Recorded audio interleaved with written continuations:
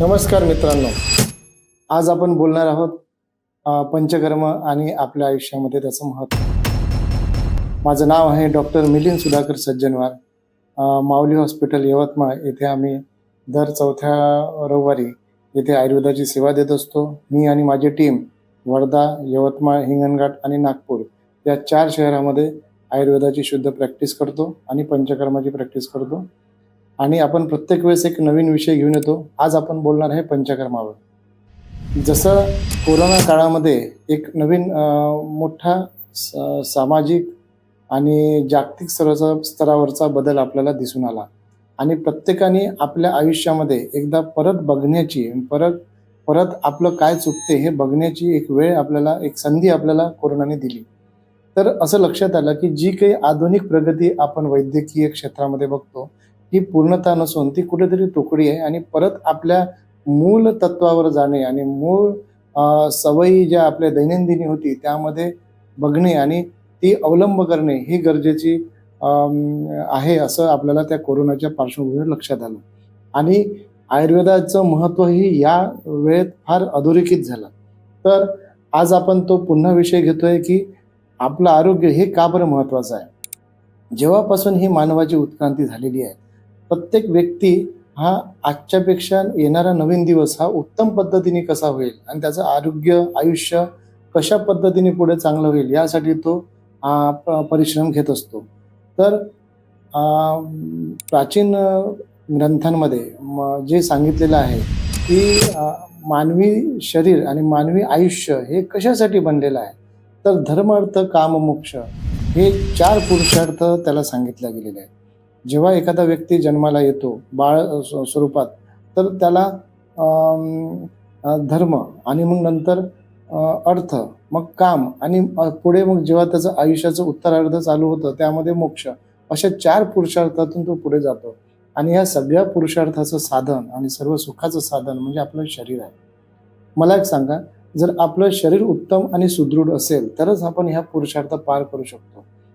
पुरुषार्थाचा भाग बऱ्याच लोकांना समजणार नाही, पण मी असं म्हणेल की जे लोक आपल्या आयुष्यामध्ये एक ध्येय घेऊन जात आहे, ज्यांना कुटुंबाची जबाबदारी असेल किंवा एखाद्या व्यवसायाची जबाबदारी त्यांच्यावर असेल किंवा एखादं इप्सित त्यांना साध्य करायचं आहे किंवा देशासाठी काहीतरी करायचं आहे किंवा आपल्या समाजासाठी काही करायचं आहे, कुटुंबासाठी करायचं आहे किंवा स्वतःसाठी पण काही करायचं असेल, तर हे सगळं करताना त्याचं जे शरीर आहे हे प्रत्येक वेळेस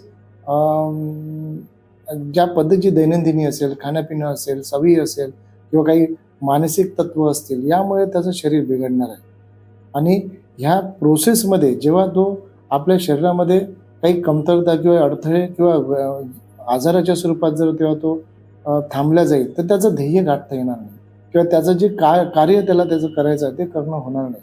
म्हणून आपलं शरीर सुदृढ ठेवण्यासाठी आणि ज्यांचं आजारी शरीर असेल ते दुरुस्त करण्यासाठी या दोन्ही कर्मासाठी पंचकर्म फार उत्तम काम करतं असं दिसून येतं. नाहीतर बरेचदा असं होतं की आपण आपल्या ध्येय गाठण्याच्या प्रोसेसमध्ये बरेचदा शरीराचा आवाज ऐकत नाही. आपल्याला कुठेतरी सुरुवातीलाच कधीतरी पायाची नस लागते किंवा झोप येत नाही किंवा अन्न जेवल्यानंतर थोडंसं पोटामध्ये ॲसिडिटीसारखं वाटतं. पण आपण ते जे काही शरीराचे आलेले संकेत आहे किंवा स्टिम्युलस आहे ते आपण इग्नोर करतो आणि पुढे जात असतो. आपण आपल्या ध्येयाकडे वळत असताना इतके मशगूल झालेलो असतो की शरीराच्या ह्या छोट्या छोट्या संकेतांना आपण विसरतो आणि मग हेच छोटे संकेत एक दिवस एक मोठा आजार आपल्यासमोर आणतात आणि मग आपण ज्या स्पीडने आपल्या ध्येयाकडे जात असतो तिथे एक मोठा स्पीड ब्रेकर बसतो आणि आपण थांबतो. आणि मग किंवा हृदयामध्ये दुखणं असेल किंवा लिपिड प्रोफाईल वाढलेली आहे किंवा अशी अतिशय प्रमाणामध्ये शरीरामध्ये थकवा आहे, वजन वाढलेलं आहे, स्त्रियांमध्ये गर्भाशयाचे पाळीचे आजार असतील, हे वेगवेगळ्या स्वरूपामध्ये आपल्याला हे आजार डोकावताना दिसतात. आणि मग आपण आपलं रुटीन आयुष्य सोडून किंवा आपला व्यवसाय सोडून, काम सोडून, नोकरी सोडून मग आपण डॉक्टरांकडे हॉस्पिटलमध्ये जातो आणि ते एका गोळीनं किंवा 2-3 महिन्याच्या ट्रीटमेंटने ते त्यातून मोकळा होण्याचा प्रयत्न करतो. प्रत्येक वेळेस ते होईल असं नाही आहे.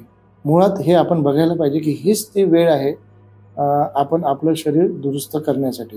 आणि प्राचीन ऋषीमुनींनी ह्याच कारणासाठी पंचकर्माचे नियोजन केलेलं आहे.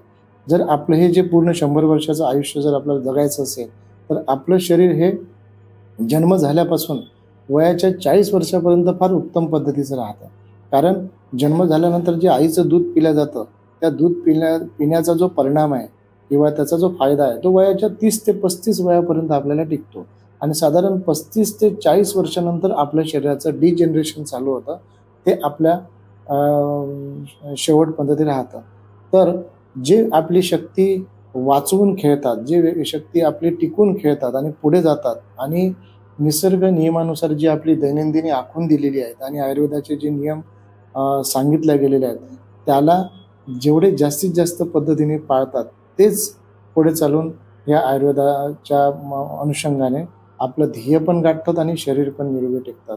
कारण आयुष्यभर मरमर करून जो काही आपण पैसा कमवतोय, यश कमवतोय, ते पुढे चालून हे पूर्ण आरोग्यासाठी लावावं लागू नये आणि आपण ज्या ध्येयाने पुढे जातोय, ते आपलं तिथेच थांबलंय आणि आपण पूर्ण वेळ आजारीच राहतोय, तर हे योग्य नाही आहे. म्हणून जे सुज्ञ नागरिक असतील, जे सुज्ञ व्यक्ती असतील, त्यांनी वेळीच आपल्या आरोग्याचा आणि शरीराचा आवाज ऐकायला पाहिजे आणि पंचकर्माची कास धरायला पाहिजे. आता प्रश्न असा पडेल की कुठलं पंचकर्म करायचं, कधी करायचं, आवश्यक आहे की नाही, सुरुवात त्याचे नियम आहे का काही? बरेचदा आम्ही असं ऐकलं आहे की पंचकर्म केल्यानंतर थकवा येतो, आपल्या सुट्ट्या घ्याव्या लागतील, मला सुट्ट्या नाही आहे, मला वेळ नाही आहे. तर असे असंख्य प्रश्न जरी असले तर मी असं म्हणेल की तुम्ही आपल्या जवळच्या सुज्ञ वैद्यांकडे जा किंवा तुम्ही माऊली हॉस्पिटलमध्ये यवतमाळमध्ये येऊन आम्हाला भेटू शकता. आम्ही पंचकर्माविषयी तुम्हाला आधी योग्य ती माहिती देऊ. असं बऱ्याच लोकांना असं वाटतं की मला तर 7 दिवस सुट्टी आहे, तर मी पंचकर्म करून घेतो. तर असं हे धावपळीत करण्याचं काम नाही आहे. याला पूर्ण तुम्ही वेळ द्यायला पाहिजे. पंचकर्माची जी प्रोसेस आहे, ती पूर्ण समजून घ्यायला पाहिजे. कारण की तुम्ही बघा, तुमच्या म्हणजे शरीरामधून अनावश्यक घटक किंवा टॉक्सिन आपल्याला बाहेर काढायचं आहे. अनावश्यक मळ बाहेर काढायचा आहे. तर ह्या प्रोसेसमध्ये तुम्हाला खाण्यापिण्याचे काही विशिष्ट नियम आहे. तुम्हाला ते शारीरिक आणि मानसिक स्वास्थ्यता देणारं आणि स्थिरता देणारं ते पंचकर्म आहे. त्याच्यामुळे तुम्हाला वेळ आहे म्हणून 3 दिवसात गडबडीत ते आटपून टाकायचं किंवा काही डॉक्टर करतही असतील, तर ते अत्यंत चुकीचं आहे आणि तुम्ही ह्याकडे स्वतः तुमच्या शरीराविषयी जबाबदारीने बघून वैद्यांकडून ती प्रोसेस समजून घ्या आणि जेव्हा तुम्हाला अशा पद्धतीचा वेळ असेल, तर तेव्हाच ते तुम्ही करा.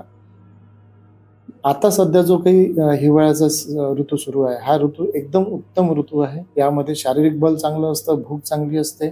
तर मला असं वाटतं की ज्या व्यक्तींना आपलं आरोग्य टिकून राहण्याविषयी जर पंचकर्म करायचं असेल, तर हा तो एकदम योग्य काळ आहे. या काळामध्ये तुम्ही आपल्या शरीरासाठी व्यक्तिशः बस्ती हा ट्रीटमेंट खूप चांगला आहे. अ, अ, ज्यांना अंगाला पूर्ण स्नेहन करण्याची गरज ह्या ऋतूमध्ये जास्त आहे. पूर्णपणे अंगाला मालिश झाली, स्नेहन ज्याला आम्ही म्हणतो. मालिशनंतर औषधीयुक्त औषधांचा, काढ्यांचा वाफारा घेणे, हे त्याच्यानंतरची दुसरी ट्रीटमेंट आहे. आणि तुमच्या प्रकृतीनुसार, वयानुसार आणि तुमच्या आजारानुसार जे वैद्य तुम्हाला किंवा आयुर्वेदिक डॉक्टर तुम्हाला जी बस्ती सांगतील, तो बस्ती तुम्ही घ्यायला पाहिजे. मोठ्या आतड्याची जी शोषण शक्ती आहे, ती पोटापेक्षा 1.5 पट जास्त असते. त्याच्यामुळे बस्ती वाटे जे दिलेलं औषध आहे, ते जेव्हा शरीरामध्ये शोषलं जातं, तेव्हा आपल्या शरीरामध्ये भरपूर उत्तम गुणांची वृद्धी होते आणि आपल्याला आरोग्य प्राप्त होतं. बऱ्याच लोकांना असं वाटतं की पंचकर्मामध्ये बस्तीची ट्रीटमेंट आहे, ती फक्त पोट साफ होण्यासाठी आहे. असं नसून आयुर्वेदातला बस्ती आणि नॅचरोपॅथी आणि ॲलोपॅथीमध्ये सांगितलेला इनिमा, याच्यामध्ये फक्त प्रोसिजरमध्ये सारखेपणा आहे, पण त्यांच्या दोघींचे ध्येय वेगवेगळे आहे.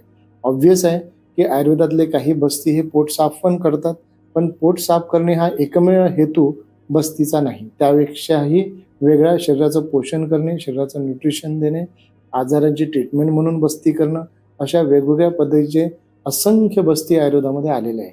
किंबहुना आयुर्वेदामध्ये जे ग्रंथ आलेले आहेत, त्यामध्ये विशिष्ट अध्यायच बस्ती या संकल्पनेवर आणि त्याच्यावर येणाऱ्या औषधींवर त्यांनी लिहिलेले आहेत.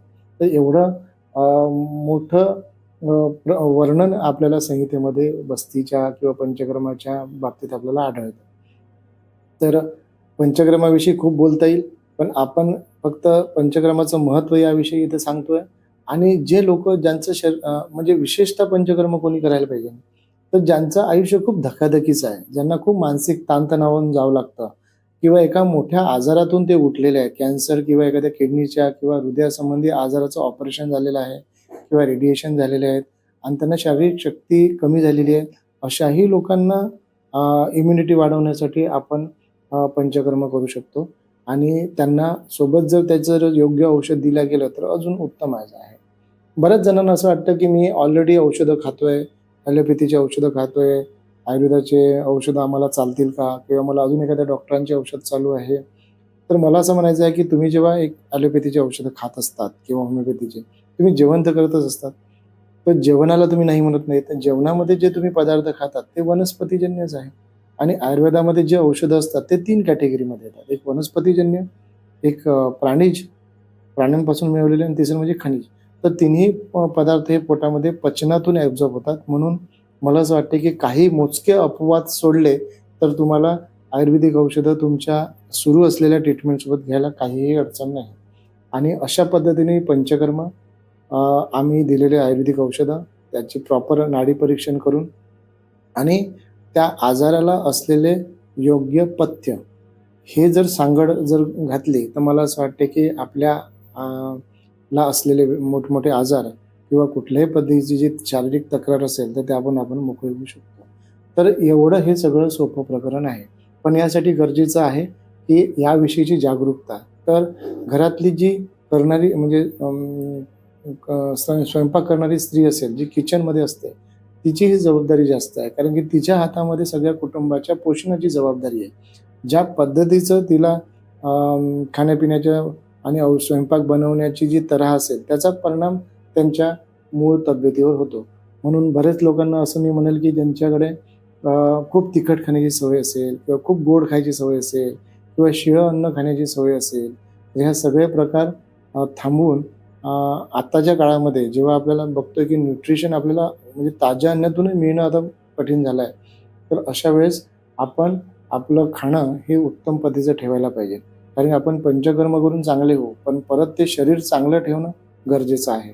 आणि बरेचसे फक्त खाण्यापिण्याचेच नाही, तर आपली दैनंदिनी कशी असायला पाहिजे, आपला रोजचा आहार कसा असायला पाहिजे, आपलं काम कसं असायला पाहिजे, मानसिक स्थिरता आणि शांती कशी मिळेल, अशा स्वरूपाचं स्वतःची प्रॅक्टिस कशी करता येईल, अशा सर्वांगीण पद्धतीने विचार करून आयुर्वेदाने आरोग्य कसं टिकता येईल याकडे लक्ष दिलेलं आहे. म्हणून ज्यांना आपलं आरोग्य टिकून राहावं, आपल्या कुटुंबाचं आरोग्य टिकून राहावं असं जर वाटत असेल, तर त्यांनी आयुर्वेदाची कास धरा आणि हा जो हिवाळा आहे, ज्यामध्ये आता थंडीच्या सीझनमध्ये ज्याला आपण हेल्दी सीझन म्हणतो, पण तो हेल्दी सीझन तुम्ही नुसते घरी बसून आहेत आणि तुम्ही पाहिजे ते खाताय आणि आपोआप हेल्दी असं होणार नाही आहे. त्या हेल्दी सीझनला हेल्दी करण्यासाठी तुम्हाला काही प्रयत्न करावा लागणार आहे. तर यासाठी मी तुम्हाला असं आवाहन करेल की जे हे लोकं हा व्हिडिओ बघत आहे, त्यांनी लगेच आपल्या स्वतःमध्ये बघून प्रश्न विचारायला पाहिजे की खरंच मला हे गरजेचं आहे का? माझं आरोग्य कसं आहे? हा प्रश्न विचारल्यानंतर जर उत्तर असेल की नाही मला काही आरोग्याच्या तक्रारी आहे आणि पुढे मला जाताना होऊ शकतात, तर त्या सगळ्यांनीच जवळच्या वैद्यांकडे किंवा आमच्याकडे येऊन आयुर्वेदाचा सल्ला घ्या, पंचकर्माविषयी माहिती घ्या आणि तुमच्यासाठी काय योग्य पंचकर्म आहे त्याची माहिती घ्या आणि लगेच तुम्ही सुरुवात करा आणि तुमचं शरीर सुदृढ ठेवण्यासाठी पहिलं पाऊल उचला. धन्यवाद.